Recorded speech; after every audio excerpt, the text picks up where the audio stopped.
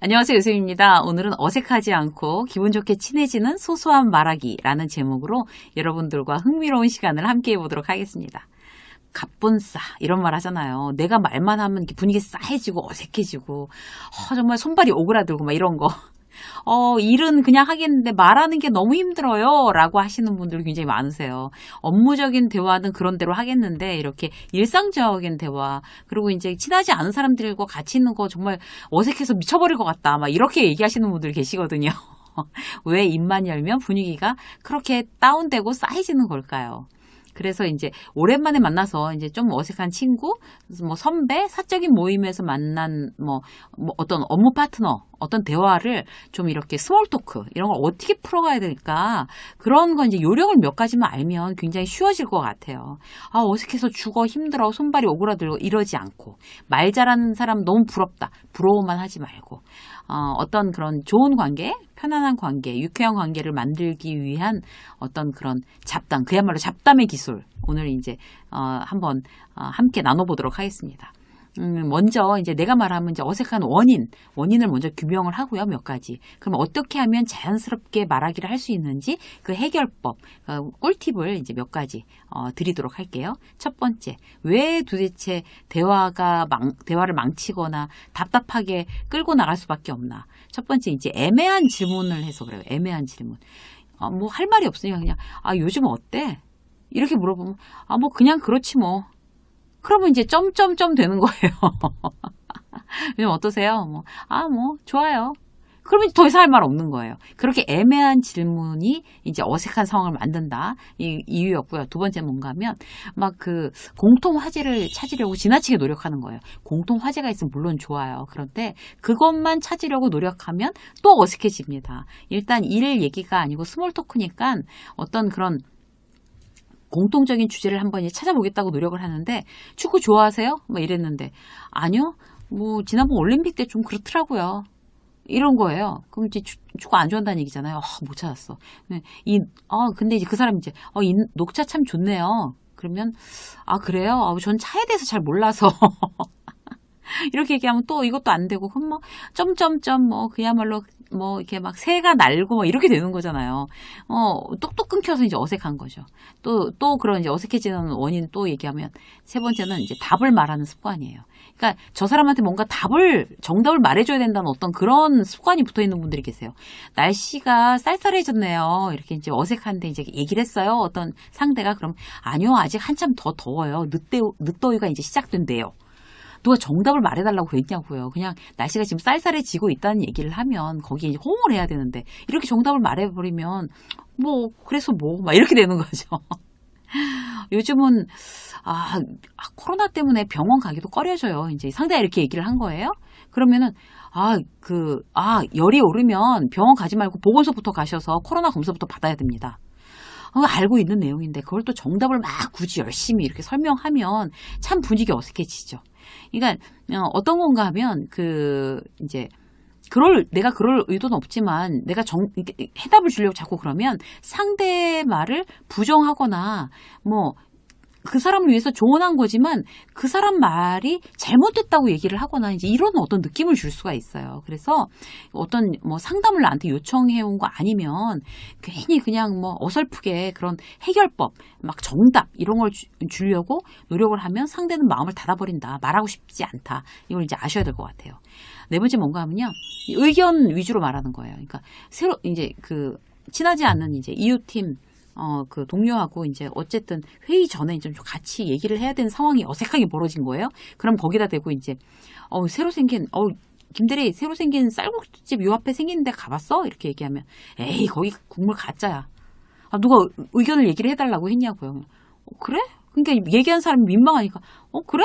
맛있었는데, 맛있던데? 이렇게 얘기하면, 현지 셰프라고 하면서 국물에 깊이가 없잖아. 이렇게 말해보면 더 이상 무슨 말이 이제 얘기가 되겠어요. 그러니까 자기 의견 위주로 말하는 거는 굉장히 또, 급격하게 대화를 재미없게 만드는, 남을 설득하려고 하는 순간 상대의 기분을 상하게도 할 수 있는 그런 이야기다. 이걸 이제 아시면 되겠습니다.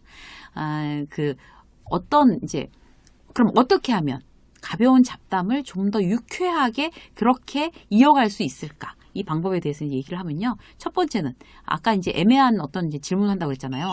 대답하기 쉬운 질문을 해야 돼요. 요즘 어때? 이거보다는 이번에 이제 그 다른 팀 친하지 않는 동료를 만날 때 거기 그 팀에서 진행하고 있는 프로젝트 잘 되고 있어요? 이렇게 물어보면 구체적이잖아요. 대답해 줄 수 있잖아요. 어차피 같은 회사 직원이니까. 그리고 결혼 이제 뭐 하려는 이제 준비하고 있는 이제 동료나 후배를 보면 친하지 않아도 그래 결혼한다면서요? 결혼 준비 잘 돼가요? 이렇게 얘기하면 얼마나 대답하기 쉬운 질문이에요. 그죠? 뭐 애들 있는 집, 뭐 아이들 잘 크죠?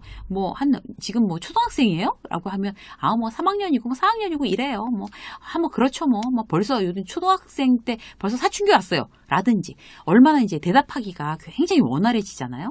지금 그의 관심사. 대답하기 쉬운 질문을 한다에 포커스를 맞추십시오. 두 번째 뭔가 하면요. 어떤 의견이 아닌 감정을 중심으로 얘기하는 거예요. 자기 느낌을 얘기하는 데는 부담이 없잖아요. 말하는 사람이나 듣는 사람은 부담이 없거든요. 그러면 노트북 이제 굉장히 이제 신형으로 바꾼 거예요. 누가 딱 보니까 노트북 바꿨네요. 와 멋진 걸 막 이렇게 어떤 그런 감정, 느낌을 얘기해 주는 거예요. 머리 잘랐어요? 잘 어울리세요. 자기 느낌 얘기해 주는 거. 이런 게 훨씬 더 의견보다는 분위기를 싸하지 않고 이게 잘 유연하게 이끌 수 있는 방법입니다. 이제 어떤 거래처에 갔을 때 사무실 리뉴얼 새로 하셨네요. 훨씬 산뜻하고 아주 고급스러워 보입니다. 라고 칭찬해 주는 거죠. 그러면 내 감정을 중심으로 얘기하는 게 되겠는 거겠죠. 그렇게 하는 게 훨씬 더 의견을 냈을 때보다 좋습니다. 세 번째는 뭔가 하면 공통 화제를 결국 못 만든 거예요. 그래도 자연스럽게 할 수 있는 방법 이제 알려드릴게요.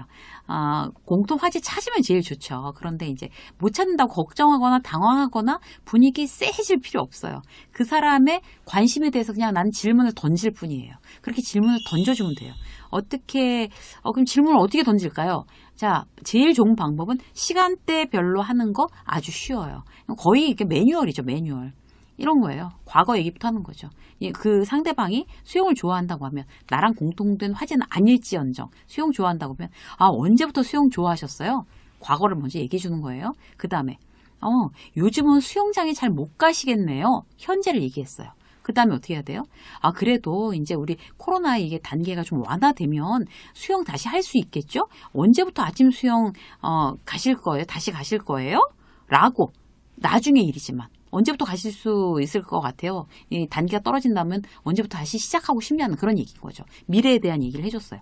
공통 화제가 없어도 자연스럽게 어떤 시점에 따라서 질문을 해주면 그 사람은 편안하게 대답을 할 수 있습니다. 그러면은 뭐 그다지 어려운 일이 아닌 거죠. 자, 네 번째. 이제 의견보다 또 취향을 얘기해 주면 좋아요. 내 의견을 얘기하면 가벼운 어떤 잡담에 잘 어울리지 않는 어떤 그런 좀 어색한 분위기가 이제 연출될 수가 있어요. 그러면 정답이 없는 취향은 정답이 없어요. 내가 뭐 이런 거 좋아하고 저 사람은 저거 좋아한다는데 취향에 무슨 정답이 있겠어요. 그럼 자연스러운 거죠. 커피 좋아하시나 봐요. 평소에 직접 내려서 드세요? 이런 거 물어봐 주는 거죠. 그의 취향. 커피 머신과는 또 다른 매력이죠. 이 핸드드립이. 이런 식으로 그 사람의 취향. 전 소설 좋아해요. 특히 어떤 암흑의 작가 굉장히 좋아해요. 전 음악 좋아해요. 피아노 곡 들으면 마음이 참 편해지는 것 같아서 좋아요. 나의 취향 얘기해 주는 거예요. 드라마 좋아해요. 아무 생각 없이 그냥 몇 번 스트레이트로 딱 보고 나면 좀 이렇게 마음이 풀리고 스트레스도 딱 해소되는 것 같더라고요. 내 취향인 거예요. 내 취향. 그렇게 하면 이제 어떤 이제 그 정답이 없으니까 그 사람은 그 사람의 취향을 얘기하고 질문해주고 난 내 취향을 얘기하고 질문해주고 이러면 사실 막 그런 뭐 정치 얘기 무슨 뭐 경제 얘기 의견이 필요로 하는 얘기 예민한 주제 관계에서 완전히 벗어나서 편안하게 이야기를 이어나갈 수 있습니다. 그러면 굉장히 자연스럽게 친해질 수 있는 그런 좋은 계기가 되겠죠.